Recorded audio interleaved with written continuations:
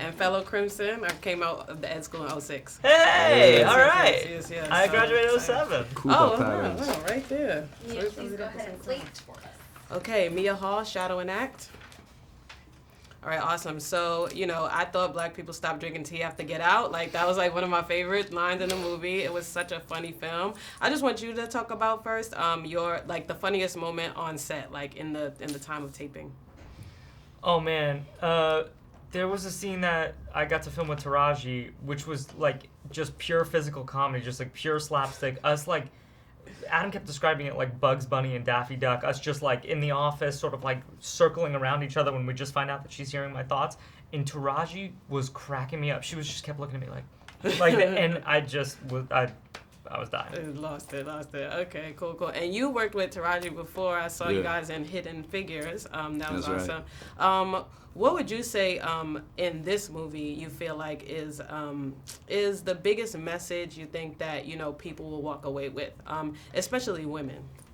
So I think there's actually two very important big messages. I think for women, they walk away with, in terms of trying to achieve things in life and dealing with these standards that they got to get past.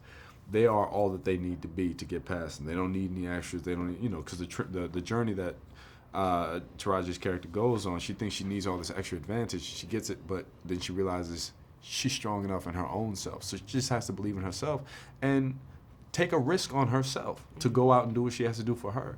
For the men, I think it's, learn how to respect and appreciate a woman in a position of power without feeling emasculated. Being able to support a woman in a position of power has nothing to do with your masculinity, so it doesn't mean that you gotta try to dumb her down to build yourself up. You know what I mean? Awesome, thank you. And for both of you, if there was a movie that happened back in the day, one of your favorite movies that you could kind of flip the script in, what would it be? Do you have any Man, that's a that good you one. could think of? Ooh. Okay, Weekend at Bernie's, but it's the dead people leading around the living guy. So you swap it. It's like a zombie thing. Yeah. Okay. All right, cool. Y'all hear They that? might So do you that, know. called Weekend with the Walking Dead. There you go. Yeah, Walking with Bernie's. Yeah, exactly. I think that mine would have to be Leon, or as it was transferred over here in the American version, The Professional. Back in the day, that was Jean Reno.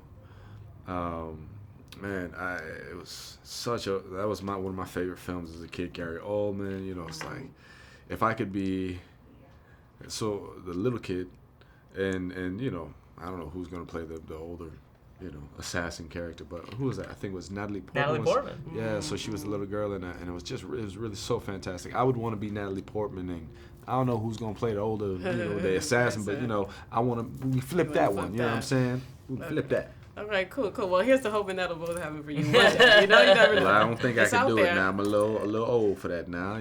But You look just like a young Natalie Portman. you're right. Thank you, man. It could still be Thank you so made. much. You could executive produce it. I could. You don't have to act in it. Just it's out there. It could happen. All right, awesome. Well, thank you both for your time. Thank you. Yes, very much enjoyed the movie.